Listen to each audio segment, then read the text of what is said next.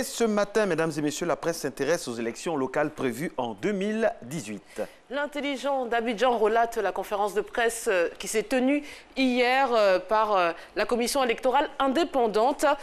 Une semaine, c'est le temps que durera l'opération de révision de la liste électorale conduisant à l'organisation des élections municipales, régionales et sénatoriales de 2018, bien sûr. Youssouf Bakayoko, le président de l'institution, a donc informé les partis de ce que l'opération se déroulera sur une semaine sans possibilité de prorogation et il a égrené les dispositions prises. Puis, Gervais Koulibaly, le deuxième vice-président de la CEI chargé de la liste électorale, a précisé que les municipales et les régionales seront couplées et que tous les 11 000 bureaux de vote seront mis à contribution pour l'opération de révision. L'Inter, lui, s'intéresse aussi à la stratégie des partis politiques et notamment celle du FPI, l'opposition pro-Gbagbo qui s'est rarement distinguée par son unité depuis la chute de l'ex-chef de l'État, se trouve face à deux choix. Ira ou n'ira pas. Premier schéma. Alors, les partis et mouvements proches de l'ex-président pourraient former des listes communes et aller à la conquête d'un maximum de circonscriptions. Ce schéma suppose que les pro-Gbagbo se concertent, mutualisent leurs forces et arrivent à un accord minimal. Mais à ce jour, cette perspective paraît des moins réalistes. Deuxième schéma. Certains pro-Gbagbo, notamment les pro-Sangaré, se priveront d'élections. Les autres iront à ces échéances, mais en rang dispersé, avec des possibilités d'alliance par endroit. Il faudra aussi compter avec les listes d'indépendants, c'est-à-dire composées de personnalités pro-Gbagbo qui n'iront pas avec l'étiquette des partis. Les municipales et régionales prochaines seront sans doute un test pour les pro-Gbagbo, principaux acteurs de l'opposition de Côte d'Ivoire.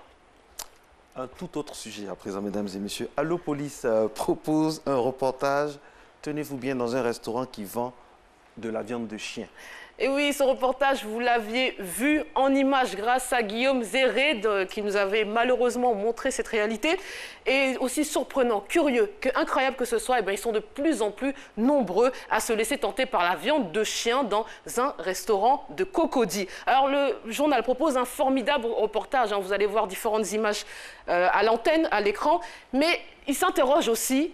La viande de chien a-t-elle des vertus? Alors, ils ont posé la question à un spécialiste des choses métaphysiques, que je cite.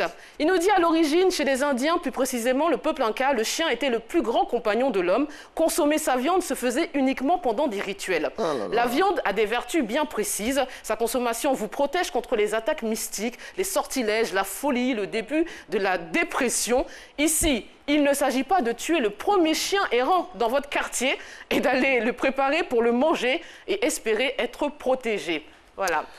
Ça, c'est une affaire de chien. Alors, tout autre sujet un peu plus officiel. Selon Jeune Afrique, Emmanuel Macron revient sur le continent. Le 31 janvier, le président français Emmanuel Macron entame donc une visite d'État en Tunisie où il sera reçu par son homologue Béji Caïd Essebsi.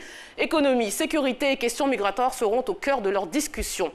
Emmanuel Macron prononcera aussi un discours à l'Assemblée des représentants du peuple, puis il ira se recueillir au musée du Bardo, visé par un attentat en 2015. Dans la foulée, Emmanuel Macron s'envolera pour Dakar, où il est attendu le 1er février au soir. Le lendemain matin, Macky Sall le recevra au Palais de la République et ils aborderont des sujets de coopération économique comme l'avancement du TER, ainsi que certains dossiers sécuritaires qui intéressent particulièrement la sous-région.